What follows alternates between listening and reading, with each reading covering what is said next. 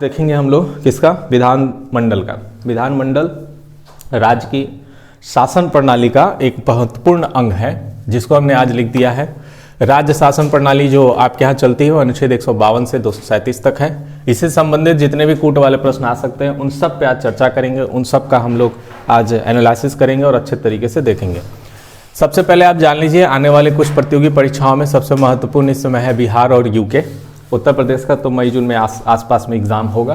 तो यहाँ पे मैंने एक छोटा सा आपको शॉर्ट नोट्स लिख दिया है। बिहार के जो अवधेश नारायण सिंह और विजय कुमार सिन्हा, ये आपके बीजेपी के हैं। विजय कुमार सिन्हा विधानसभा के अध्यक्ष और अवधेश नारायण सिंह विधान परिषद के अध्यक्ष। ये नाम आप नोट डाउन कर लीजिएगा, एक बार इसको और रीचेक भी कर लीजिएगा।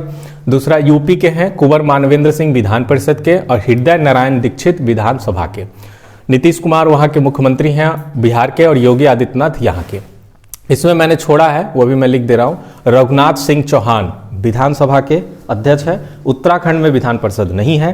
6 राज्यों की सूची में आप देखेंगे तो उत्तराखंड नहीं है, इसलिए यहाँ पे उत्तराखंड का कोई भी विधान परिषद का अध्यक्ष नहीं लिखा गया है। रघुनाथ सिंह चौहान ये आपके हैं विधानसभा के अध्यक्ष। फर्स्ट नित्यानंद स्वामी थे, ये आप लिख लीजिएगा, नित्यानंद स्वामी थे। और पुष्कर धामी इस समय यहाँ के मुख्यमंत्री हैं, पुष्कर सिंह धामी, ठीक है, उत्तराखंड के। पुष्कर सिंह धामी 11वें मुख्यमंत्री हैं अभी तक के। 2000 में जब से उत्तराखंड का गठन हुआ है, उत्तराखंड एक राज्य बना है, तब से लेकर 11वें, ठीक है। और भी ज्यादा आप डिटेल पढ़ना चाहे तो और जाके डिटेल पढ़ें, इसको अच्छे तरीके से करिए। राज्य शासन 152 से लेकर 237 तक है। सबसे पहले हमें राज्य शासन की व्यवस्था को समझना है, ध्यान से समझिएगा। राज्य की कार्यपालिका, राज्य की विधानमंडल, राज्य के उच्च न्यायालय और अधीनस्थ न्यायालय, ये चारों को मिलाकर राज्य शासन कहा जाता है। इसलिए हमने इसको लिख दिया है। हम चाह रहे थे इसको हम अपने से एक्स्ट्रा क्लासेस में इसको लिखते हुए आपको पढ़ाएं, लेकिन हमने इसलिए लिख दिया है कि आपको टू द फैक्ट्स और कॉन्सेप्शनल प्रश्न वाले जो क्वेश्चन बनते हैं, जो प्रश्न बनते हैं, उन पे बात किया जा सके। राज्य की कार्यपालिका, राज्य की विधानमंडल, राज्य का जो कोर्ट होता है, हाई कोर्ट होता है, और उससे नीचे जो अधीनस्थ न्यायालय होता है, इन सब से मिलकर राज्य शासन बनता है, ठीक है। समझ में आ रही है इतनी बात। राज्य की कार्यपालिका 152 में, राज्य के विधानमंडल जो आज पढ़ेंगे अनुच्छेद 168 से है। राज्य के उच्च न्यायालय इसके आगे अब जब जाएंगे 212 के आगे तब आपको मिलेगा। इस तरह से ही इसका पूरा डिटेल्स आपको मिलेगा। तो हम देखेंगे सबसे पहले राज्य कार्यपालिका पहले आपको पढ़ाया जा चुका है। राज्यपाल, मंत्रिपरिषद, मुख्यमंत्री और राज्य का महाधिवक्ता। इसके साथ वीडियो भी अपलोड्स होंगे, एक बार आप चेक कर लीजिएगा। राज्य का महाधिवक्ता, मुख्यमंत्री, मंत्रिपरिषद और राज्यपाल, ये चारों मिलकर बनाते हैं राज्य की कार्यपालिका। राज्य के विधानमंडल में जब आएंगे तो विधानसभा होता है, विधान परिषद होता है और राज्यपाल होता है। 6 राज्यों में जहां पर द्विसदनात्मक प्रणाली है, 6 राज्यों में, वहां पर विधानसभा प्लस विधान परिषद प्लस राज्यपाल, ये चीजें होती हैं। और जहां पर 6 राज्य में नहीं है, 22 राज्यों में एक सदनीय प्रणाली है, वहां पर विधानसभा और राज्यपाल से मिलकर राज्य की विधानमंडल बनेगा, ठीक है। इतनी बात आप समझ गए होंगे। आगे चलते हैं। सबसे पहले इधर देख लीजिए विधान परिषद के सीटों की संख्या, ध्यान से समझिएगा। कुछ पॉइंट्स इसमें ऐसे हैं जो लिखा नहीं गया है, मैं उसको साथ साथ में आपको बताते जाऊंगा। विधान परिषद के सीटों की संख्या एक तरफ आप देखेंगे तो विधान परिषद में इधर ये विधान परिषद की सीटों की संख्या है और ये विधानसभा के। विधान परिषद में 58 सीट आंध्र प्रदेश में है।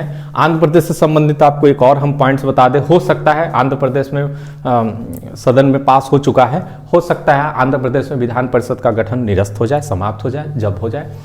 आंध्र प्रदेश में 58 विधान परिषद के सीटों की अधिकतम संख्या है। बिहार में 75 है, कर्नाटक में 75 है, महाराष्ट्र में 78 है, तेलंगाना में 40 है। विधानसभा में आंध्र प्रदेश में 175 है, बिहार में 243 है और कर्नाटक में 234 है, महाराष्ट्र में 288 है, तेलंगाना में 119 है और उत्तर प्रदेश में 403 है।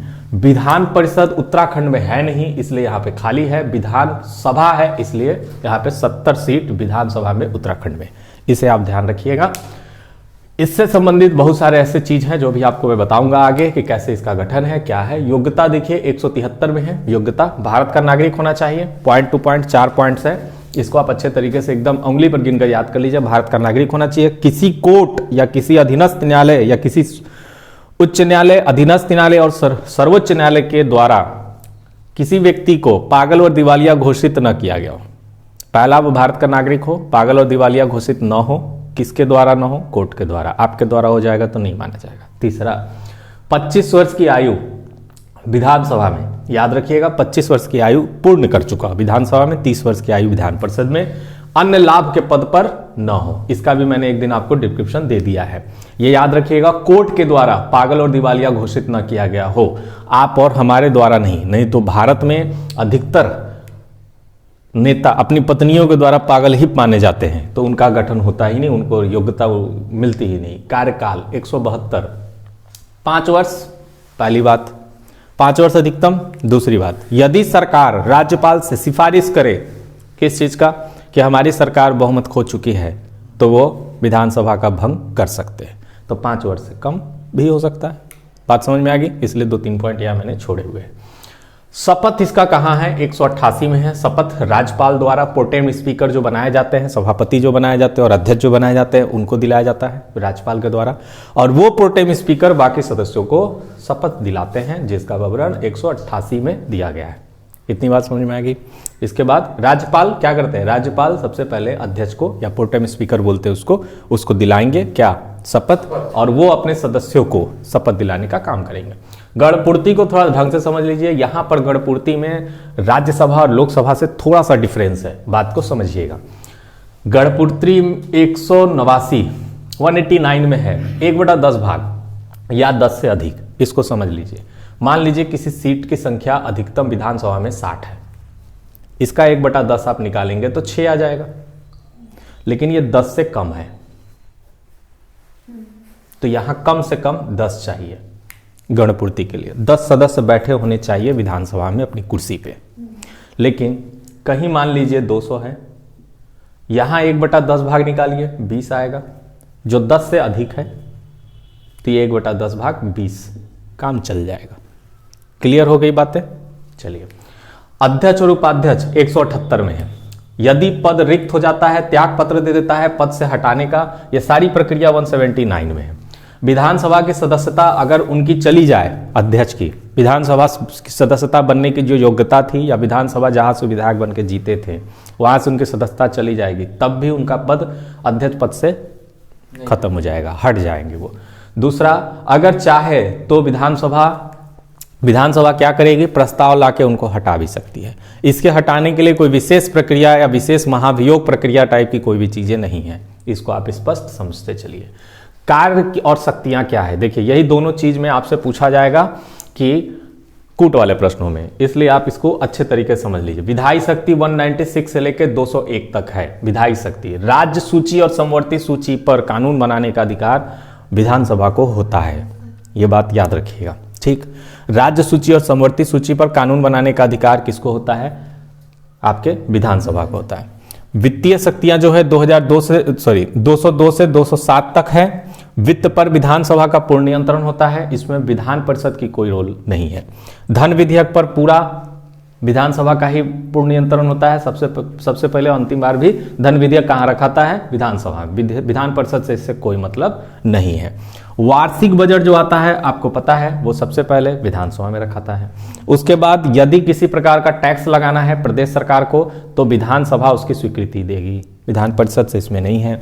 संचित निधि से कोई भी खर्च या आवंटित या किसी प्रकार के धन निष्कासित करनी है, स्वीकृति उसके लिए आपको विधानसभा से लेनी होगी। ये सारे पॉइंट्स विधानसभा से है, इसलिए यहाँ पे आपको दिखेगा कि पावरफुल विधायी शक्ति में, वित्तीय शक्ति में कौन है, विधान परिषद। अब आपको एक बात हम समझाने के लिए, और यहाँ पे कार्य और शक्तियां में ये पॉइंट आप याद रखिएगा, कार्य और शक्तियों में इसको अच्छे समझ लीजिए। विधान परिषद ज्यादा पावरफुल है, कैसे देखिए, मान लीजिए कोई राज्य सूची, समवर्ती सूची, कानून बनाने का अधिकार, किसी प्रकार का कोई विधेयक लाया जाता है, किसके द्वारा, विधानसभा के द्वारा, तो वो जाएगा कहाँ, विधान परिषद में। आपको एक छोटा सा एग्जाम्पल देते हैं। मान लीजिए विधान परिषद में वो पास हो गया, पहले विधान परिषद में रखाया, अब मान लीजिए कि विधान परिषद में वो पास हो गया, तो वो अब जाएगा कहाँ, विधानसभा में।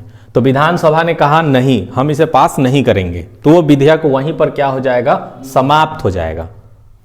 इतनी बात समझ में आया। विधान परिषद में हमने पहले विधेयक रखा, कोई कानून बनाना चाहते हैं तो विधेयक हमने रखा, विधान परिषद ने उसे पास कर दिया, अब वो गया है कहाँ, विधानसभा में, विधानसभा ने उसे पास नहीं किया, तो वो विधेयक समाप्त हो जाएगा, ठीक। विधानसभा के जगह पे सबसे पहले आपने रखा उस विधेयक को विधान परिषद में। विधान परिषद में रखा तब ये विधानसभा में अगर सबसे पहले रखा, इससे पहले वाले विधान परिषद में रख रहे थे, अब सबसे पहले विधानसभा में रख रहे हैं, तो विधानसभा ने इसे पास किया तो गया कहां? विधान परिषद में। विधान परिषद ने इसे अस्वीकृति दे दी, समाप्त नहीं होगा। 3 महीने तक आप इसको अपने पास रोक कर रख सकते हैं, उसके बाद ये वापस स्वतः विधानसभा में आएगा। अब विधानसभा इसको फिर से स्वीकृति दे दिया, अब फिर ये जाएगा विधान परिषद में। इस बार इनके पास 1 महीने की समय है। 1 महीने बाद यदि ये वापस स्वीकृति दे के भेजें तो भी, यदि ये वापस स्वीकृति दे के न भेजे तो भी वो कानून का रूप ले लेगा। यानी अधिकतम 3+1 4 महीने का रोकने का, नियंत्रण करने का विधेयक पे अधिकार, शक्ति केवल विधान परिषद के पास है। स्वीकृति के लिए अति आवश्यक है सहमति मिलना विधानसभा का, इसलिए कहा जाता है विधानसभा ज्यादा पावरफुल है विधान परिषद की अपेक्षा। क्यों? विधानसभा में आपके हमारे द्वारा चुने हुए लोकप्रिय नेता होते हैं, इसलिए इसे लोकप्रिय सदन भी कहते हैं, निम्न सदन भी कहते हैं। निम्न सदन, उच्च सदन का विवरण जो है इसका हमारे और आपके एक लोकल लैंग्वेज में है। निम्न सदन और उच्च सदन का कोई भी प्रावधान संविधान में नहीं है, इस बात को याद रखिएगा। क्यों कहा जाता है, उसके पीछे लॉजिक है। 25 वर्ष की आयु जो पूरी किया होगा वो विधानसभा का सदस्य बन सकता है। 30 वर्ष की आयु जो पूरी किया होगा वो विधान परिषद का बन सकता है। आयु में छोटा हुआ विधानसभा का सदस्य, इसलिए इसे निम्न सदन कहा जाता है। विधान परिषद 30 साल का बंदा बनेगा, आयु में बड़ा हुआ, इसलिए उसे उच्च सदन कहा जाता है। ऐसी कोई व्यवस्था इतना नहीं है कि ये एकदम निम्न स्तर का है, ऐसा कुछ। राज्य सूची, समवर्ती सूची, ये। इसके अलावा गठन जो है 69, 169 और 71, इसमें जो गठन की बात कही गई है कैसे विधानसभा का, वो मैंने कल आपको बताया। विधान परिषद का जो गठन होगा उसके लिए विधानसभा के 1/3 या ऐसे कर लीजिए 2/3 विशेष बहुमत या 50% से अधिक लोगों की स्वीकृति आवश्यक है विधानसभा के, तब जाके विधान परिषद का गठन होगा। लेकिन उसके गठन के पहले, ठीक है, आपने 2/3 या 50% बहुमत जुटा लिया और आपने क्या किया, उसे विधान परिषद के गठन की स्वीकृति के लिए आप उसे संसद भेजेंगे और संसद उस पर जब तक मंजूरी नहीं देगी तब तक विधान परिषद का गठन किसी राज्य में नहीं होगा। यानी इस अवस्था में संसद के पास अधिकार है, ये याद रखिएगा। कोई ऐसा कानून राज्य सूची से संबंधित है उसे तो आप बना सकते हैं, अगर समवर्ती सूची संबंधित है तो भी आप बना सकते हैं। लेकिन यदि किसी प्रकार का उस पर कोई ऐसा असंगत या असंवैधानिक कोई प्रावधान आते हैं तो सुप्रीम कोर्ट के पास 226 के अंतर्गत न्यायिक समीक्षा का अधिकार है। अनुच्छेद 226 के अंतर्गत, 32 अनुच्छेद के अंतर्गत सर्वोच्च न्यायालय को है, वो चेक करेंगे। यानी राज्य में हाई कोर्ट चेक करता है और सुप्रीम कोर्ट संसद के द्वारा बनाए हुए। इतनी बात समझ में आ गई। ये टोटल आपके संबंधित जो भी प्रावधान है इसको अच्छे से आप तैयार कर लीजिए, क्योंकि इससे संबंधित क्वेश्चन आएगा।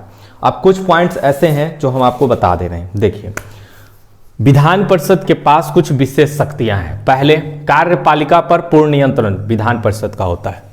कार्यपालिका पर पूर्ण नियंत्रण किसका होगा? विधानसभा का होता है। विधानसभा का, विधान परिषद में कोई उनको शक्ति नहीं है। किसके पास शक्ति है? विधानसभा। विधानसभा का पूर्ण नियंत्रण होगा कार्यपालिका पर। दूसरा, मंत्रिपरिषद किसके प्रति दायित्व होगा? विधानसभा के। जो कैबिनेट बनेगी स्टेट की वो किसके प्रति उत्तरदायी होगी? विधानसभा के। तीसरा, संशोधन करने का प्रस्ताव विधानसभा के पास नहीं है। संविधान में संशोधन करने का प्रस्ताव विधानसभा के पास नहीं है। ये शक्ति याद रखिएगा, कोर्ट वाले प्रश्न आएंगे तो आप फंस जाएंगे। संविधान में संशोधन करने का अधिकार राज्य की विधानसभा के पास नहीं है, राज्य की विधानमंडल के पास नहीं है, ऐसे समझ लीजिए। विधानसभा के पास नहीं, विधान परिषद के पास नहीं है। ठीक। अविश्वास प्रस्ताव ला सकते हैं। अगर आप विधानसभा में हैं, विपक्ष के लोग अविश्वास प्रस्ताव ला सकते हैं कि इस सरकार के पास विश्वास नहीं है, बहुमत नहीं है, फिर से उनको साबित करना, ये एक अलग चीज है। दूसरा, कुछ ऐसे संविधान संशोधन है जिसमें संसद राज्यों के विधानसभा की मंजूरी लेती है। समझ रहे हैं, उसमें है संशोधन में कुछ ऐसे संशोधन हैं जिसमें राज्यों की मंजूरी की आवश्यकता है, उसमें ये मंजूरी देंगे, लेकिन ये स्वयं से चाहें किसी प्रकार का संविधान में संशोधन करना तो नहीं कर सकते। चुनाव संबंधी अधिकार इनके पास है, आपको पता ही है। चुनाव में किसके चुनाव में भाग लेते हैं विधानसभा के सदस्य? राष्ट्रपति के चुनाव में, आपको मैंने पढ़ाया था। राष्ट्रपति के चुनाव में आपके विधानसभा के सारे सदस्य जितने भी स्टेट के हैं सब भाग लेते हैं, विधान परिषद के नहीं लेते, याद रखिएगा। मनोनीत और विधान परिषद के निर्वाचित दोनों सदस्य भाग नहीं लेते। कौन लेते हैं? केवल विधानसभा के, ये बात याद रखिएगा। तो चुनाव संबंधी इनके पास अधिकार है, ठीक है। ये कुछ चीजें तो ऐसी हैं जो आपको एकदम अच्छे से तैयार कर लेना है, ठीक है।